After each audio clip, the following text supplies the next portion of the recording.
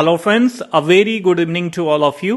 देखिए as you know we have started GS second paper for 68 BPSC mains preparation और इस GS second paper में हम जो है उसका second part that means economy cover कर रहे हैं, वो भी बिहार का। इस सेशन के अंतर्गत हम पढ़ेंगे causes of Bihar economic backwardness, that means Bihar में जो आर्थिक पिछड़ापन है उसका क्या कारण है, इसके बारे में हम देखेंगे कि क्या क्या कॉजेज हैं और किस तरीके से जो है उसे मिटिगेट किया जा सकता है। माय डियर फ्रेंड, देखिए ये जो वीडियो लेक्चर है मैं आपके लिए प्रोवाइड करा रहा हूं, ये एक शॉर्ट नोट्स का एग्जांपल भी है। बहुत सारे लोग पूछते हैं कि शॉर्ट नोट्स कैसे बनाया जाता है, क्योंकि ऑब्वियस जो मैं पीडीएफ दूंगा ये 6 पेज 7 पेज का होगा किसी भी टॉपिक पे, तो आप उसको कैसे समराइज करो इस थ्रू आउट वीडियो आपको ये भी पता चल जाना चाहिए माय डियर फ्रेंड। ठीक है, तो चलिए शुरू करते हैं। देखिए हम किसी भी टॉपिक को जैसे पढ़ते हैं हम देखेंगे कि बिहार इकोनॉमिक बैकवर्डनेस के कॉज क्या है। सबसे पहले तो परिचय देखेंगे, ठीक है, परिचय देते हैं, उसके बाद आ जाएंगे मेन मुद्दे पे कि आर्थिक पिछड़ेपन का कारण क्या है, जैसे बाढ़ की समस्या, कृषि में पिछड़ापन, औद्योगिक पिछड़ापन, आर्थिक और संरचना का अभाव, वित्तीय समावेशन का अभाव, सामाजिक संरचना, युवाओं में उद्यमता के प्रति झुकाव नहीं। These all are the causes जिसका एकोमुलेटिव इफेक्ट पड़ता है अर्थव्यवस्था के बैकवर्डनेस पे, अर्थव्यवस्था के स्टेटस पे, और ये सारी चीजें अर्थव्यवस्था को बैकवर्ड बनाती हैं, बिहार की अर्थव्यवस्था को। अब इसको कैसे मिटिगेट किया जा सकता है, इसको दूर करने के लिए कृषि एवं भूमि सुधार। एक्चुअली देखिए इसमें एक ना ट्रिक है, जो प्रॉब्लम है बाढ़ की समस्या, कृषि में पिछड़ापन, औद्योगिक पिछड़ापन, इसी सारे प्रॉब्लम को यदि हम मिटिगेट करें तो ऑब्वियस जो हमारा बैकवर्डनेस का ठप्पा लगा हुआ है बिहार की इकोनॉमी पे, उससे हम बाहर निकल जाएंगे और आगे बढ़ जाएंगे। ठीक है, तो ये बात आप ध्यान में रखना कि इसको दूर करने के उपाय वही होते हैं जो हमेशा प्रॉब्लम होते हैं, प्रॉब्लम को ही एलिमिनेट करके हम चीजों को आगे बढ़ा सकते हैं। ठीक है, तो आर्थिक सुविधाओं का विकास करके, आर्थिक सुधारों को गति देकर, ऊर्जा जरूरतों को लागू करना, निवेश को जो है आकर्षित करके, औपचारिक ऋण सुविधाओं का विकास करके, बेहतर शैक्षिक संस्थाओं का निर्माण करके जो है इसको हम मिटिगेट कर सकते हैं। यदि हम ये प्रयास किए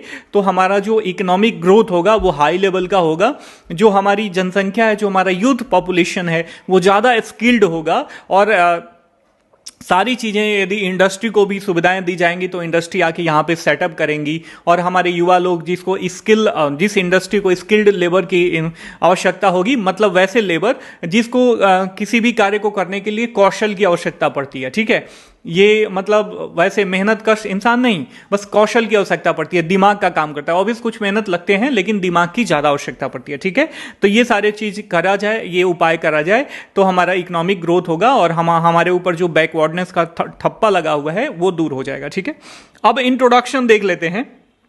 देखिए क्या आपने कभी सोचा है, मेरा देखिए पढ़ने अभी जो मतलब बीपीएससी का डिमांड है ना, केवल पढ़ना भर नहीं रह गया। ऑब्वियस आपको पढ़ना पड़ेगा, मेहनत करना पड़ेगा, लेकिन अंडरस्टैंडिंग जो है प्रॉपर होनी चाहिए, ऑब्जर्वेशन जो है प्रॉपर होना चाहिए।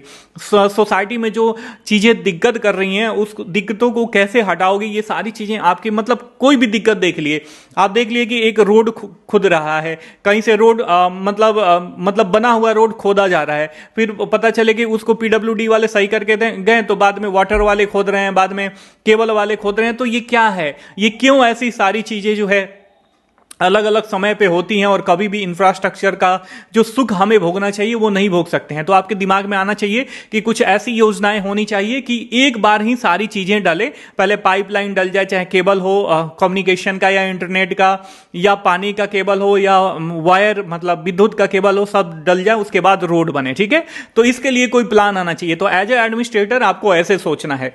अब आ जाते हैं इंट्रोडक्शन पे। इंट्रोडक्शन कैसे, देखिए जहां पे बिहार आपने देखा होगा कि पिछले कई सालों से बिहार की अर्थव्यवस्था जो है हाईएस्ट ग्रोइंग इकोनॉमी बनी हुई है, मतलब जो टॉप इकोनॉमिक ग्रोथ हो रहा है जिन स्टेट्स का, उसमें से एक है बिहार। कोविड-19 के दौरान जहां अन्य स्टेट्स में, इवन इफ यदि देश की बात करें माय डियर फ्रेंड, तो देश की अर्थव्यवस्था में संकुचन देखा गया, वहीं बिहार की अर्थव्यवस्था में 2.5% की वृद्धि देखी गई 2020-21 के दौरान। ये कोविड का हाई साल था, यहाँ पे सारी चीजें लॉकडाउन थी, मृत्यु दर लोगों का अधिक था, लोगों में भय था, अर्थव्यवस्था पूरी तरीके से क्लोज हो गई थी। ठीक है, तो ये फिर भी इसमें बिहार जो है अग्रसर रहा। ठीक है, और जीएसडीपी की बात करें, that means gross state domestic product, according to the economic survey 2021-22 यह डेटा जो है 619,000 करोड़ रुपए का था। तो एक एक इकोनॉमिक स्टेटस देख लिया आपने। दूसरा कि इसका जो ऊपरी लेवल है ना, मतलब नॉर्थ प्लेन है, नदर्न प्लेन है बिहार का, ये गंगा का दोआब जो है ना, ये विश्व का सबसे हाईएस्ट फर्टाइल लैंड है। ये इसमें इतनी ताकत है कि पूरे भारत को कई सालों तक ये अकेले अन्न खिला सकता है। बावजूद इसके मतलब हमारी गिनती जो है बैकवर्ड स्टेट में होती है। यहाँ के पीपल का जो लेवल ऑफ लिविंग है, मतलब लिविंग स्टैंडर्ड है, वो काफी लो है। तो ये सारी चीजें क्यों हो रही हैं? इवन इफ यदि national multi dimensional poverty index की बात करें 2021, जिसको नीति आयोग के द्वारा जारी किया गया, उसमें यह बताया गया कि जो बिहार की जनसंख्या है इसमें 51.9%, दैट मीन्स लगभग यदि बात करें तो 52% जनसंख्या जो है बहुआयामी गरीबी मतलब सूचकांक में रहती है, बहुआयामी गरीबी में है, जीवन यापन कर रही है माय डियर फ्रेंड। ठीक है, एनएसओ के अनुसार, जो नेशनल स्टैटिस्टिकल ऑर्गेनाइजेशन है, हमारा एजुकेशन सिस्टम जो है, हम एजुकेटेड लोगों की संख्या जो है ये नीचे से तीसरे स्थान पे है और हमें बीमारू टैग का तगमा लगा हुआ है। तो ऑब्वियस कहीं ना कहीं इसके पीछे जो है, हमारे इकोनॉमिक बैकवर्डनेस के पीछे बहुत सारे कॉजेज होंगे जिनको खंगालना आवश्यक है और मिटिगेट करना आवश्यक है। तो इंट्रोडक्शन पूरा जो है पीडीएफ में लिखा हुआ है, आप उसे ढंग से पढ़ लेना।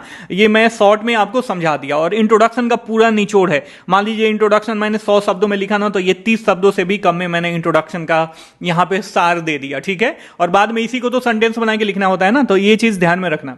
और हाँ, आप मतलब मेरे को कमेंट करके बताओ, फीडबैक दो कि क्या ऐसे मैं समझा रहा हूं तो आपको समझ में आ रहा है ना, कि प्रॉपर और जो वो डिजिटल बोर्ड है उसी पे केवल बनाना पड़ेगा। ठीक है, तो ऐसे भी मेरे हिसाब से काफी आप समझ जा रहे होंगे। अब कॉजेस देख लेते हैं बाढ़ की समस्या। आखिर बाढ़ की जो समस्या है वो कैसे हमें पिछड़ापन की तरफ धकेल लेती है।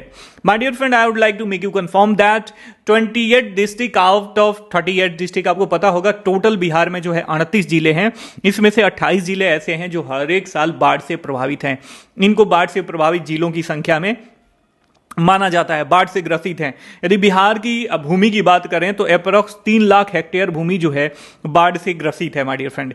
देश में जो कुल प्रभावित क्षेत्र है उसका यह टोटल क्षेत्रफल का 17.2% हिस्सा जो है बिहार में है, और देश में जो टोटल जनसंख्या प्रभावित होती है बाढ़ से, उसमें 17% जनसंख्या जो है बिहार की ही है माय डियर फ्रेंड। ठीक है, आप देख रहे होगे ना, अगर हर एक साल या एक साल के इंटरवल पर भी यदि इतने लोग प्रभावित होते हैं, इतनी हाई फर्टाइल लैंड जो है बाढ़ से प्रभावित होती है, इतना जन और माल की हानि होती है, जान और माल की हानि होती है, अर्थव्यवस्था की हानि होती है, तो वो अर्थव्यवस्था कैसे बढ़ेगी? हर एक साल जो है इन सारी चीजों के कुप्रभाव के, बाढ़ के कुप्रभाव को मिटिगेट करने के लिए गवर्नमेंट को कितना पैसा खर्चा करना पड़ रहा है। ठीक है, अगर ये बाढ़ का समस्या ना हो ना उत्तरी बिहार में, तो वो सारा पैसा जो गवर्नमेंट हर एक साल लोगों को कंपनसेशन एज ए कंपनसेशन देती है, वो जो है वैसी जगहों पे खर्चा करेगी जिससे लोगों का लिविंग स्टैंडर्ड ऊंचा हो, आगे का विकास हो। यहाँ पे हर एक साल बाढ़ के चलते जो है लोगों को इतना सारा पैसा गवर्नमेंट को देना पड़ता है। ठीक है, इस स्टडी में बताया गया है कि 2021 में जो बाढ़ आई थी, 15 लाख जनसंख्या जो है प्रभावित हुई 13 जिलों में, और इसमें जो है 3764 करोड़ रुपए का 3764 करोड़ रुपए की हानि हुई। तो आप देख रहे होगे, आप सोच रहे होगे कि सर मैं इतना मतलब कॉम्प्लिकेटेड डाटा कैसे याद करूं? तो आपको ऐसे नहीं लिखना है कि एग्जैक्ट डाटा याद नहीं करना है, ये लगभग लिख सकते हो 3700 करोड़ रुपए का। ठीक है, तो ऐसे आपको याद करना है। तो हम बाढ़ की समस्या कैसे हमको प्रभावित करती है, कुप्रभावित करती है, ये देख लेते हैं।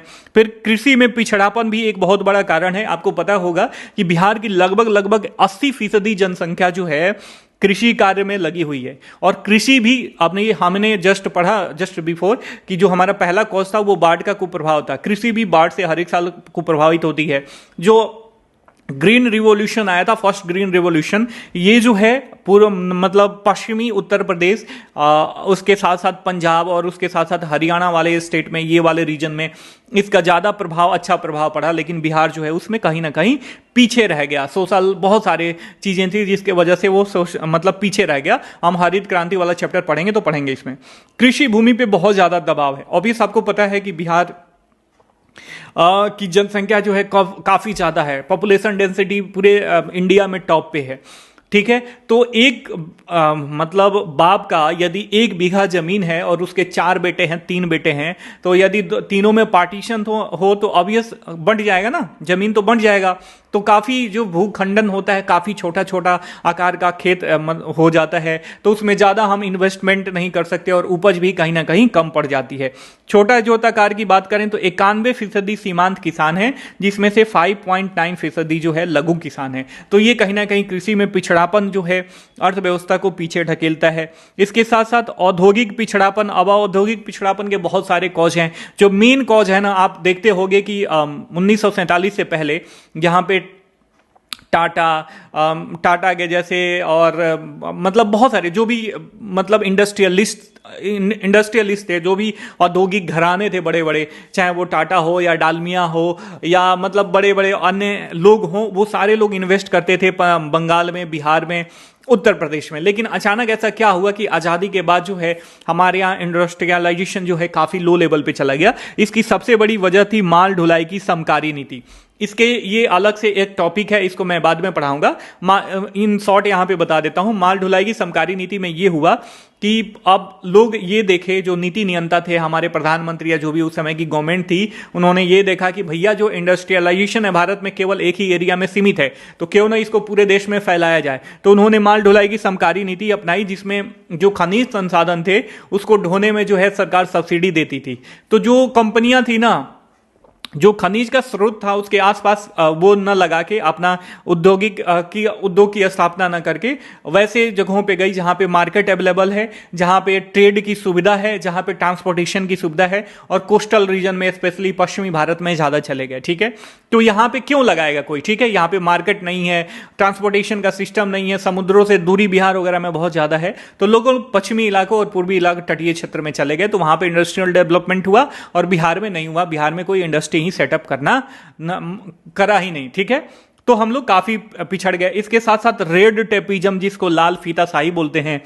जो स्लो पेस की एडमिनिस्ट्रेशन है, जो स्लो पेस का लोक प्रशासन है बिहार में, यह भी एक बहुत बड़ा कारण है। इसके साथ साथ राजनीतिक आपराधिक गठजोड़ जो है काफी बड़ा कारण रहा है। लोग बीएटा में जो जैसे बिहार इंडस्ट्रियल डेवलपमेंट अथॉरिटी में वो आते थे एप्लीकेशन देने की भैया मैं यहाँ पे इंडस्ट्री सेटअप करना चाहता हूं, तो गुंडे जो होते थे, जो राजनीति से कहीं ना कहीं पलते पोसते थे, वे लोग पैसे मांगने लगते थे। तो कोई इंडस्ट्रियलिस्ट लाभ के लिए काम करता है, ऑब्वियस जन कल्याण के लिए काम नहीं करता है। हालांकि उसका बाय प्रोडक्ट है जन कल्याण, लेकिन लाभ के लिए टोटल मोटिवेटेड होता है, लाभ के लिए। हाँ, पैसा कमाएगा तो कुछ जन कल्याण के लिए खर्चा कर देगा, लेकिन पहले वो पैसा कमाएगा। तो क्यों कोई मतलब घाटे में और जहां पे लॉलेसनेस की स्थिति बनी हुई है कोई इंडस्ट्री सेटअप नहीं करेगा। ठीक है, तो इस वजह से औद्योगिक पिछड़ापन हुआ, लोगों को रोजगार नहीं मिलता है, लोग माइग्रेट करके कहीं अदर स्टेट में जाते हैं और लोअर मतलब निम्न वेजेस पे काम करके लोअर जीवन स्टैंडर्ड जो है वो गुजारते हैं। ठीक है, लोअर जीवन स्तर में जो है रहते हैं। अगला है आधारिक और संरचना का अभाव। जो बेसिक इंफ्रास्ट्रक्चर है ना, इसका भी काफी ज्यादा अभाव है। हाँ, आप सोच रहे होंगे कि आजकल सड़कें वगैरह बन गई हैं, चमचमाती सड़कें, लेकिन जो मतलब देश लेवल की सड़कें हैं, जो नेशनल हाईवेज हैं, जो इंटरनेशनल लेवल की सड़कें हैं, जो ट्रेड के लिए ज्यादा उपयोग होती हैं, फास्टेस्ट रूट जो ज्यादा उपयोग होता है, वैसी सड़कों का अभी तक बिहार में जो है काफी ज्यादा कमी है। ठीक है, लेस अर्बनाइजेशन है यहाँ पे, जो है शहरीकरण बिहार में मात्र अभी 15% ही पहुंच पाया है 2011 से अब तक। तो इतना लेस शहरीकरण है, तो कोई भी इंडस्ट्री कहाँ पे सेटअप होगी जहाँ पे शहरीकरण होगा? उसको माल बेचना और कहीं से उसको मार्केट चाहिए माल बेचने के लिए। ठीक है, लोगों का लिविंग स्टैंडर्ड उतना हाई लेवल का होना चाहिए कि उसका प्रोडक्ट जो है खरीदे। ठीक है, ये चीज आप ध्यान में रखना। 2016 और 2021 के बीच रोड जो रूरल रोड नेटवर्क है उसमें 78% की वृद्धि हुई है। ऑब्वियस, मैंने कहा ना कि गांव में अब शहरों में देखते होंगे कि सड़क वगैरह बन गया है, लेकिन जो ट्रेड के लिए उपयोग सड़कें होती हैं, फास्टेस्ट रूट होता है, एलिवेटेड रोड होता है, बड़े बड़े कई सारे फ्रेट कॉरिडोर होता है, तो ऐसा कुछ विकास नहीं हुआ है। उच्च पदों की बात करें तो संपूर्ण भारत में बिहार का 2020-21 में मात्र 4% हिस्सा था। वहीं रेलवे में इसका 9वां स्थान था। 3794 किलोमीटर का रेलवे है पूरे ऑल ओवर बिहार में। ठीक है, तो ये आधारिक और संरचना का अभाव भी जो है एक तरीके से औद्योगिक सेटअप ही नहीं होगा, लोगों को रोजगार ही नहीं मिलेगा, तो ऑब्वियस लोगों के पास पैसा ही नहीं आएगा। तो लोग कहां से प्रगति करेंगे? जब नहीं प्रगति करेंगे तो ओवरऑल जो एक्युमुलेटिव इफेक्ट पड़ेगा वो अर्थव्यवस्था को पिछड़ा बनाएगा। फिर वित्तीय समावेशन, जो लोग मान लीजिए आपको यदि अभी व्यापार करना है तो कुछ पैसा तो आपको उधार लेना पड़ेगा ना, तो आप जो है जो सेटअप होते हैं, गवर्नमेंट ऑर्गेनाइजेशन होते हैं, वहां पे आप नहीं जा पाते हो, क्योंकि उसमें बहुत सारे प्रोसेस होते हैं और बिहार में इलिटरेसी ज़्यादा है, अभी भी नीचे से तीसरे स्थान पर है बिहार एनएसए को डाटा के अनुसार। तो बहुत सारे लोग जिनके पास आइडिया तो है, कम पढ़े लिखे हैं, लेकिन बैंकिंग के चक्कर में नहीं पढ़ना चाहते, कहीं से मान लीजिए हिम्मत करके वो बिजनेस व्यापार शुरू भी करते हैं तो अनऑर्गेनाइज सेक्टर वाले संस्थाओं में ज़्यादा जाते हैं, किसी साहूकार के पास चले गए, किसी प्राइवेट बैंक के पास चले गए, जहां पे ब्याज दर का उनका बोझ जो है ज़्यादा होता है और उसी ब्याज दर के बोझ में दब जाते हैं और ओवरऑल उनकी खुद का जो सेटअप है, खुद का जो बिजनेस है वो नहीं ग्रो हो पाता है। ठीक है, इसके वजह से जो है आर्थिक पिछड़ापन होता है। उसके साथ साथ सामाजिक संरचनाएं, लेस लिटरेसी है, मैं शुरू से ही बता रहा हूं कि तीसरे स्थान पे है, नीचे से ऊपर से नहीं। एजुकेशन के मामले में शिशु मृत्यु दर 29% है, 41% बच्चे जो है कुपोषण के शिकार हैं। लेस इंडस्ट्रियलाइजेशन है, तो माइग्रेंट वर्कर होते हैं और अब बाहर जाके जो है काम करने को विवश होते हैं। ये सारी चीजें जो है सामाजिक और संरचना ये बता रही हैं कि सामाजिक और संरचना बिहार का कमजोर है, जिसके वजह से ये बिहार पिछड़ा हुआ है। युवाओं में उद्यमिता के प्रति झुकाव नहीं, आप देखते हो एक सोशल स्टिग्मा है कि सरकारी नौकरी ही सबसे बेस्ट मानी जाती है, समझ रहे हैं ना? ये सब लोग इसके लिए जिम्मेदार हैं, केवल सरकार ही जिम्मेदार नहीं है। ऑब्वियस हमारे पास रोजगार के साधन नहीं है ये, लेकिन यदि घर का कोई लड़का, समाज का कोई लड़का यदि कहता है कि मैं इंडस्ट्रियलिस्ट बनूंगा, मैं सेटअप करूंगा, मैं इतने करोड़, 100 करोड़, 200 करोड़ रुपए कमाऊंगा, तो लोग कहेंगे कि ये पगला गया है, पगला है। वहीं कोई बच्चा कहता है कि मैं रेलवे में ग्रुप डी में भी नौकरी कर लूंगा या चपरासी भी बन जाऊंगा, तो लोग उसको मतलब प्रमोट करते हैं, लोग उसको मतलब अच्छे नजरिए से देखते हैं। भले एक व्यक्ति जो है 1 लाख रुपए प्रति महीने कमा रहा है, अपने बिजनेस से बचा ले रहा है, और एक व्यक्ति मात्र 20,000 रुपए कमा रहा है, सरकारी नौकरी है, तो लोग सरकारी नौकरी को ज्यादा प्रेफरेंस देते हैं, हर एक मामले में इज्जत उनको ज्यादा मिलती है। तो ये कहीं ना कहीं डिमोटिवेशन वाला काम करता है वैसे बच्चों के लिए, वैसे लोगों के लिए जो इंडस्ट्री सेटअप करना चाहते हैं। इंडस्ट्री आपको पता है कि खुद को तो रोजगार देती है, साथ में जब वो सेटअप होती है, प्रफुल्लित होती है, फलती है और उसका स्प्रेड होता है, ब्रांचेज बनते हैं, तो कई सारे लोगों को रोजगार भी देती है, जिससे ओवरऑल सोसाइटी का डेवलपमेंट होता है माय डियर फ्रेंड। ठीक है, तो ये सारे कॉजेज थे जो बिहार के आर्थिक पिछड़ेपन में बहुत बड़ी भूमिका निभा रहे हैं। अब इसको मिटिगेट कैसे कर सकते हैं, तो ये सारी चीजें, मिटिगेशन को मैंने एक्सप्लेन कर दिया है, मुझे नहीं लगता कि उसके लिए मतलब मुझे समझाने की आवश्यकता है, आप उसे पढ़ लेना। इसको एक्सप्लेन कर दिया है, कृषि भूमि सुधार लागू करना, आधारभूत सुधारों का विकास करके जो है हम बिहार को प्रगति के रास्ते पे ले जा सकते हैं। आर्थिक सुधार, ऊर्जा जरूरतों की पूर्ति, निवेश को आकर्षित कर सकते हैं, औपचारिक ऋण सुविधाओं का विकास कर सकते हैं। जैसे मैंने बताया ना कि लोग अनऑर्गेनाइज सेक्टर में चले जाते हैं साहूकारों के पास, तो जब वित्तीय समावेशन होगा, औपचारिक ऋण सुविधाएं दी जाएंगी सरकार की तरफ से, तो लोगों पे जो है ब्याज का दबाव कम रहेगा और लोग ज्यादा बिजनेस करेंगे। ठीक है, और बेहतर शैक्षिक संस्थाओं का विकास किया जाए ताकि लोगों का स्किल डेवलपमेंट हो, लोग लिटरेट हों, और यदि इंडस्ट्री कोई आती है, सेटअप करती है, तो जो स्किल्ड लेबर का इंडस्ट्री का डिमांड होगा, जो कुशल प्रशिक्षित लेबर का इंडस्ट्री का डिमांड होगा, वो वहां की जनसंख्या, बिहार की लोकल जनसंख्या फुलफिल करे। यदि ये सारी प्रयास किए जाते हैं गवर्नमेंट के द्वारा, तो ऑब्वियस जो बिहार का भी भारत का सिरमौर था, वो फिर से जो है भारत का सिरमौर हो जाएगा और ओवरऑल खुद का विकास करने के साथ साथ भारत के विकास में सहायता देगा माय डियर फ्रेंड। ठीक है, आई होप कि आपको ये सारी चीजें समझ में आ गई होंगी। अब तक के लिए, अभी के लिए इतना ही, फिर मिलते हैं अगले कक्षा में, तब तक के लिए साइनिंग ऑफ। टेक केयर, जय हिंद, जय भारत।